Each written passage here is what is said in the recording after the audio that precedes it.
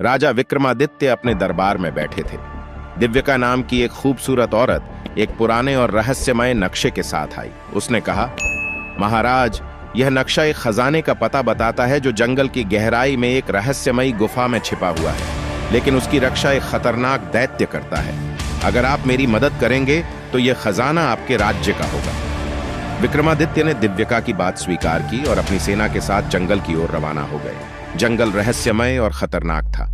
हर कदम पर अजीबोगरीब आवाजें और खतरे थे। रास्ते में एक वीरान गांव मिला जिसके बारे में दिव्यका ने बताया कि यह दैत्य के हमले का शिकार हुआ था। लेकिन जल्द ही विक्रमादित्य को दिव्यका पर शक होने लगा, क्योंकि वह कुछ जगहों पर रास्ता दिखाने में हिचकिचाहट करती और अकेले मंत्र पढ़ती। रात को विक्रमादित्य ने उसे एक सुनसान जगह पर जादूगर से बात करते हुए सुन लिया। पता चला कि दिव्यका जादूगर की बेटी है, लेकिन वह अपने पिता के जुल्म से तंग आकर उसकी शक्ति खत्म करना चाहती है। जंगल के बीच दैत्य प्रकट हुआ जिसका कद आसमान को छू रहा था। उसने गरजते हुए कहा, यह खजाना मेरी शक्ति का राज है। अगर तुमने आगे बढ़ने की कोशिश की तो तुम्हारा अंजाम भी इन गांव वालों जैसा होगा। विक्रमादित्य ने दैत्य का सामना किया और अपनी तलवार निकाली। दिव्यका ने बताया कि दैत्य की शक्ति उसके गले में मौजूद जादुई ताबीज में है। विक्रमादित्य ने अपनी बुद्धिमत्ता से दैत्य का ताबीज तोड़ दिया, जिससे दैत्य नष्ट हो गया। लेकिन खजाने के पास पहुंचते ही सैनिकों पर खजाने की चमक का जादू असर करने लगा। वे लालच में आपस में लड़ने लगे। विक्रमादित्य ने दिव्यका की मदद से इस जादू को खत्म किया और खजाने तक पहुंचे। गुफा के दरवाजे पर एक रहस्यमयी जादूगर प्रकट हुआ और बोला, यह खजाना मेरा है। अगर तुम वास्तव में बहादुर हो तो मेरे 3 चुनौतियां स्वीकार करो। पहली चुनौती, मौत का रास्ता। जादूगर ने लावे से भरी खाई पर एक पतला पुल प्रकट किया।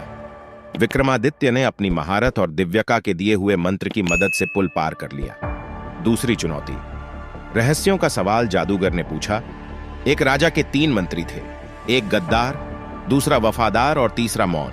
राजा को किस पर भरोसा करना चाहिए? विक्रमादित्य ने जवाब दिया, मौन मंत्री पर, क्योंकि वह गैर जरूरी बातों में नहीं उलझता और हमेशा वफादार रहता है। तीसरी चुनौती, जादूगर का रहस्य। जादूगर ने कहा, मेरी शक्ति का राज ढूंढो। विक्रमादित्य ने अपनी बुद्धि का उपयोग करके जादूगर के डंडे को तोड़ दिया। जादूगर धुएं में बदलकर गायब हो गया।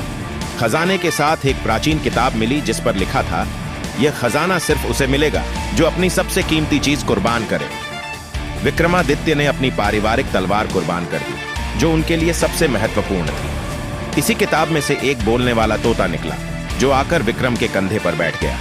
जादूगर की हार के बाद दैत्य फिर से जिंदा हो गया, लेकिन दिव्यका ने अपनी जान की कुर्बानी देकर दैत्य को कमजोर कर दिया और विक्रमादित्य ने आखिरी वार करके दैत्य को हमेशा के लिए खत्म कर दिया। विक्रमादित्य ने खजाने की शक्ति और खतरे को समझते हुए फैसला किया कि यह दुनिया के लिए सुरक्षित नहीं है। उन्होंने खजाने को फिर से गुफा में दफना दिया और रास्ते को हमेशा के लिए बंद कर दिया, ताकि कोई और उसे न खोल सके। विक्रमादित्य के भक्त कमेंट बॉक्स में विक्रम लिखें और हमारे चैनल को जरूर सब्सक्राइब करें। धन्यवाद।